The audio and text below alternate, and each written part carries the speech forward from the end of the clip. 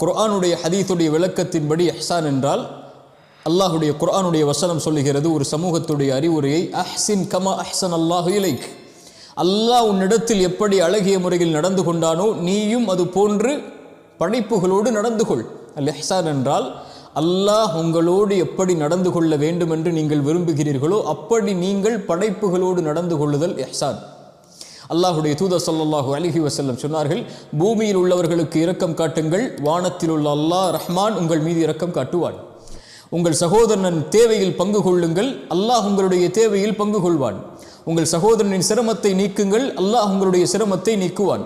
நீங்கள் ஒரு ஏழைக்கு செலவழியுங்கள், அல்லாஹ் உங்களுக்கு செலவழிப்பான். நீங்கள் பிறருடைய பாவத்தை மன்னியுங்கள், அல்லாஹ் உங்களுடைய பாவத்தை மன்னிப்பான். நீங்கள் சகோதரனின் குறையை மறையுங்கள், அல்லாஹ் உங்களுடைய குறையை மறைப்பான். நீங்கள் எப்படி படைப்புகளோடு நடந்து கொள்கிறீர்களோ அப்படி அல்லாஹ் உங்களோடு நடந்து கொள்வான்.